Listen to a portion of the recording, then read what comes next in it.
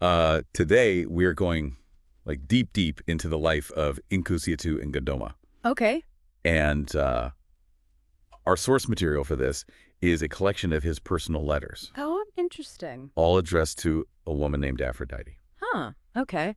Um, so think of it like this. We are trying to piece together a puzzle, but with words and emotions. Words and emotions. Wow. That's Yeah, and it's really intriguing because these aren't just any letters, right? They're like little time capsules capsules. Yeah. of Nkosi's, experiences and thoughts and feelings. Yeah, and we only get his side of the story. Exactly. We see Aphrodite through his eyes, but Oh. her voice is, silent. It's true. Creates this almost ghostly presence. Yes, and you can feel how deeply she impacted him. Yeah. But before we get too far ahead, let's rewind to the beginning. Okay, rewind. So Nkosi was born in Rhodesia on a remote farm in a place called Rockford, Selukwe. Rockford, Selukwe. And this was during the Rhodesian Bush War. Yeah. So imagine just a time of intense conflict and upheaval. As a child. Yeah. He actually mentions in one of his letters that he had to flee his home with his family, like just the clothes on their backs, Oh, wow. fearing for their safety. Yeah.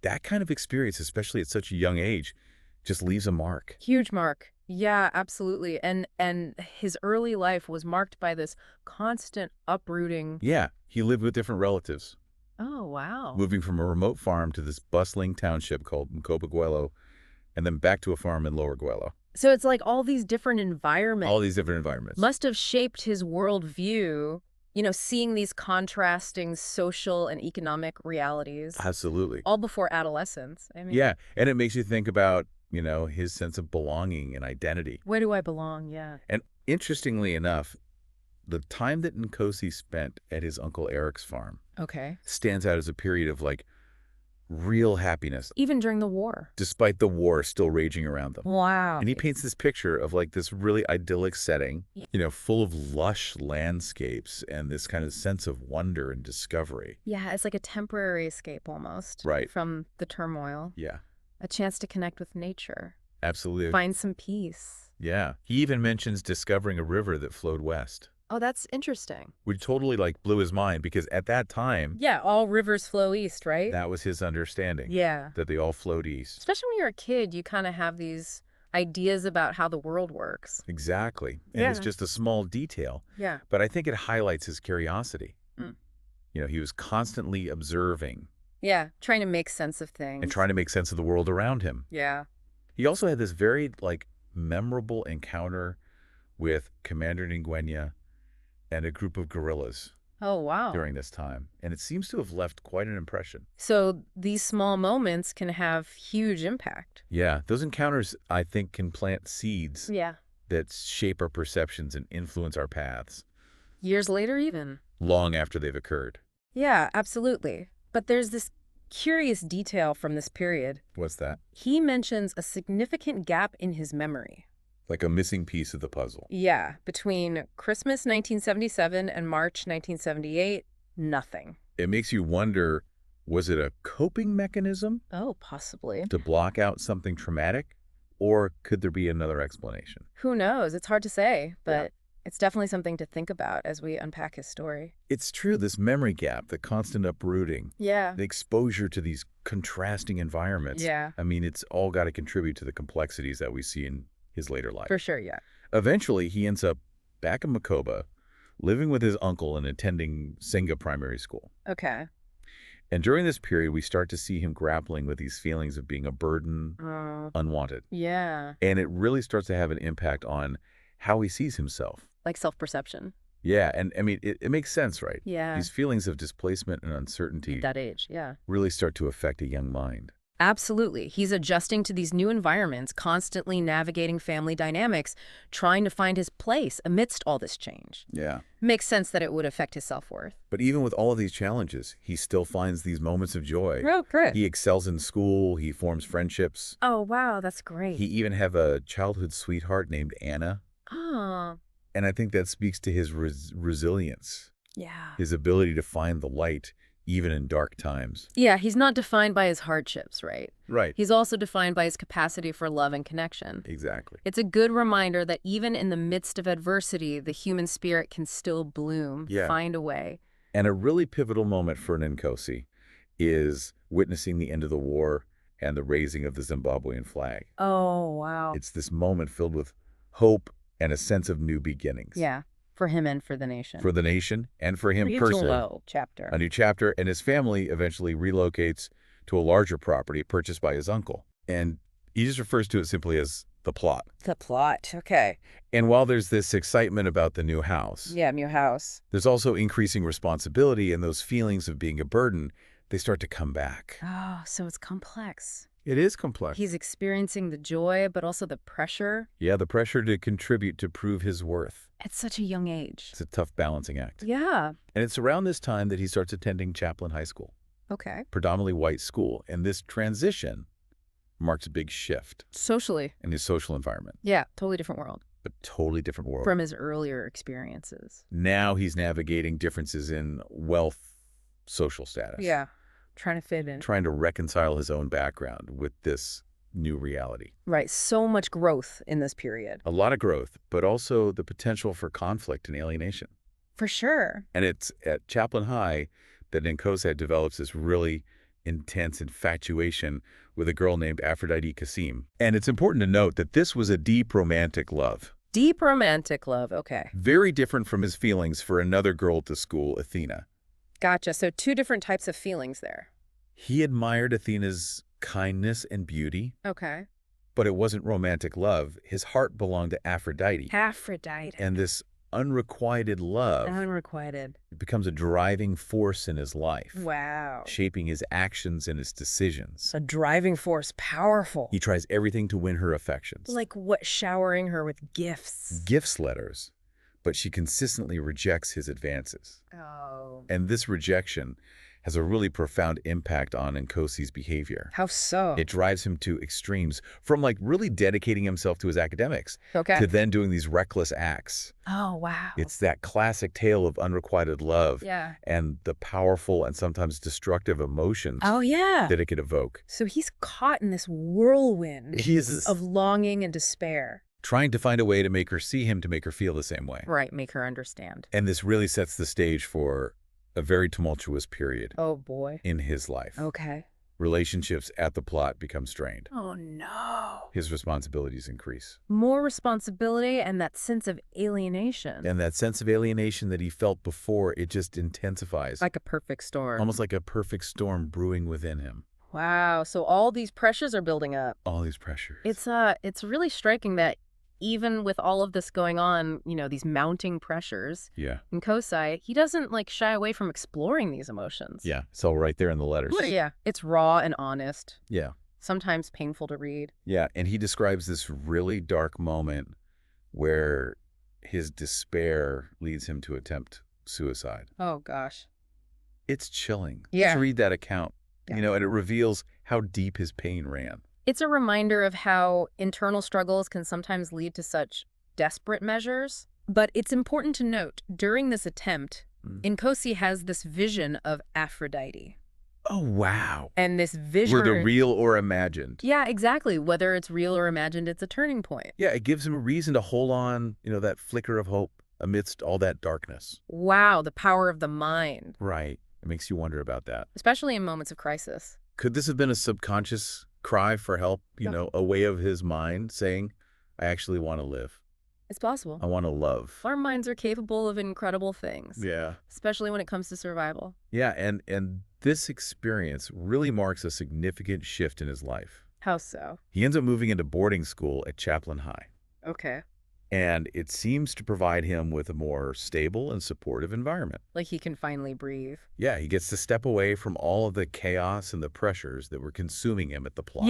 Yeah. And during this time, he also achieves a level of financial independence, Okay. which further contributes to his well-being. Financial independence can be so empowering. Absolutely. Especially for someone who's felt like a burden to others. It gives him a sense of control. Agency. Over his own life. Yeah, he can chart his own path. That's great. And then he's in Sofia, Bulgaria. Sofia, Bulgaria. And something remarkable happens. What's that? He falls deeply in love.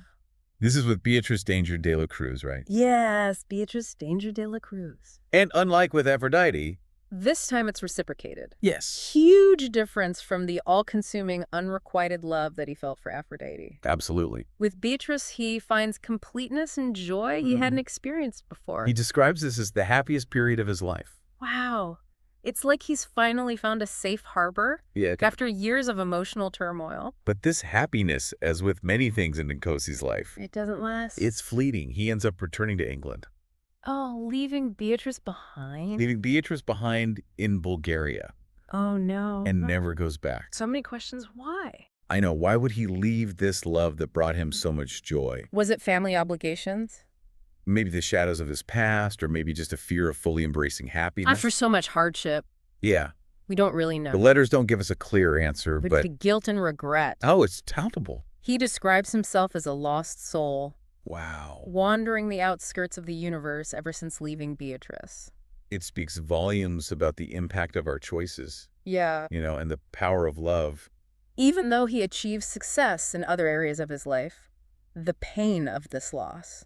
It lingers. It's a constant undercurrent. a reminder that even when we find love, it's not always a straight path. Yeah, there's twists and turns. Unexpected detours. Heartbreaking endings. Even in those endings, there are lessons. Yeah. And it seems like Nkosi's trying to understand those lessons. He is, and after leaving Beatrice and Nkosi's life, takes another really tumultuous turn. Oh, no, not again. Yeah, he goes through these periods of self-destruction, excessive drinking. Trying to numb the pain, really grappling with his inner demons. A common response to heartbreak. Yes. We look for ways to escape the pain. Yeah, to fill the void. But what's interesting is he doesn't stay stuck. No, he doesn't. He recognizes these patterns, He does. acknowledges his mistakes, Yeah. makes an effort to change. He shows remarkable self-awareness. Yeah, and through that, he starts to heal. He does. He finds stability in his personal life. Oh, that's great. His professional life So good. starts a family. Oh, wow, a family. But even with all of these The achievements, shadows linger. they do. A reminder that our past is always there. It shapes who we are. It influences our choices. It's a part of us. It's part of the lens through which we see the world. Yeah, and throughout all of his letters, Nkosi continues to grapple with these larger themes, identity, belonging, and this search for meaning in a world that's full of both beauty and hardship. Yeah, it's what makes him so relatable, right? It is. He's not pretending to have the answers. He's inviting us along on this journey of self-discovery.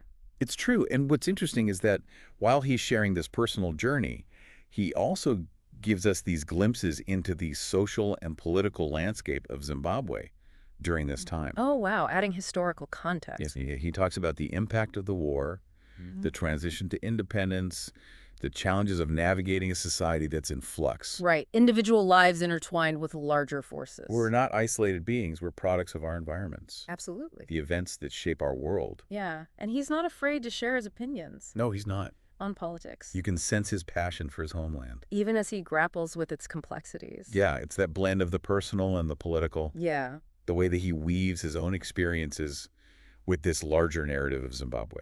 That's what makes his story so compelling. It's not just his life. It's a window into a specific time and place, a moment in history. It resonates. And as we move towards the later chapters of his life, Okay. there's a noticeable shift in his tone. He seems to find a degree of peace, Oh, that's nice. acceptance. Good. He reflects on the lessons he's learned. He acknowledges his shortcomings, Growth. growth, Maturity. and he expresses gratitude Oh, wow. for the people who've touched his life. It's beautiful. There's this maturity and wisdom Yeah. in his later reflections. He's not consumed by the anxieties anymore. No, not anymore. Yeah. He's embracing the complexities of life. That's a good place to be. It is. Yeah. And he even contemplates returning to Zimbabwe. Wow. A prospect that once filled him with so much fear. It's like he's come full circle, Yeah. ready to face his past. Reconnect with his roots. And it's a testament to his personal growth. It is the power of self-reflection. He's not running anymore. He's seeking to understand That's powerful. and integrate his past into his present. A great example of how we can evolve Yeah. and find healing. Even after experiencing significant trauma Yeah, and loss. absolutely. It's remarkable What's that? how Nkosi's story, told through these letters, Yeah. can resonate so deeply with us, Yeah. even though we never actually meet him. Right. We're just reading his words. Just his words, his experiences, his And emotions. it's the power of storytelling, right? It is. Sharing our experiences, even the painful ones. Creates a bridge. A bridge. And even though he doesn't shy away from the darkness, No. there's this persistent thread of hope throughout his story. He never gives up. Never gives up. On love. On connection. Meaning. On finding his place. Absolutely. It's not a fairy tale. No. It's not a simple triumph over adversity. It's messy. It's complex. But ultimately hopeful. Yeah, exploring what it means to be human. Yeah. You know, navigating this tapestry of life. With all its ups and downs. With all the joys and sorrows. Yeah. I keep thinking about that memory gap. Me too. The missing piece. It feels so significant. What role does memory play in shaping our understanding of ourselves? Right. Do we choose to forget things to protect ourselves? Maybe. Or are there memories buried deep within us? That we can't access. For whatever reason. And how does that impact, how we see our own life? The narrative we create. Yeah. And what about Aphrodite? Oh, Aphrodite, the phantom limb. Yeah. Always there, but never fully grasped. We only see her through his eyes. It's true. What's her side of the story? Right, what if she wrote back? What would she say? It makes you think that, every story has multiple perspectives. Absolutely. Multiple truths. Thinking back on all the letters, what stands out to you? His resilience. His resilience. He faced so much hardship. So much. Loss, rejection, displacement. But he never gave up. Never gave up on love connection, meaning A powerful message for anyone who's ever felt lost or alone. Absolutely. I think what I'll take away is that our past is always a part of us. Always. It shapes us. Influences our choices. But it doesn't define us. That's important. We can grow, we can change, we can find redemption. No matter what we've experienced. Yeah. And Kosi's letters are a testament to that. They are. He shows us that even facing profound loss, Adversity. we can learn from our mistakes. To find forgiveness. And keep moving forward. One step at a time. So as we wrap up our deep dive into Nkosi's letters, Yeah. I'm left with this final thought. Okay. If you could send a message back to a younger you, Oh, wow. knowing what you know now, what would you say? What would I say? What wisdom would you share? Oh, that's a tough one. What choices would you encourage or caution against? Yeah. And how would you remind that younger self Yeah. of their own strength and resilience and capacity for love? That's a powerful question to consider. Our past experiences, both the good and the bad, have shaped who we are today. They have. And by looking back and learning from those experiences, we can gain a deeper understanding of ourselves and the path that we've chosen. And Nkosi's story is a reminder that life, with all its complexities and contradictions, is a journey worth embracing. Absolutely. Even when the path is uncertain, even when darkness threatens to overwhelm us. There's always a flicker of hope. Always. A possibility for transformation. And that's the greatest takeaway from this deep dive. What's that? That the human spirit, with all of its imperfections and vulnerabilities, is capable of extraordinary resilience. And growth. We all have a story to tell, and within those stories lie the seeds of hope, healing, and connection. Stando solo bucala, my first love. Stando solo bucala, my first love.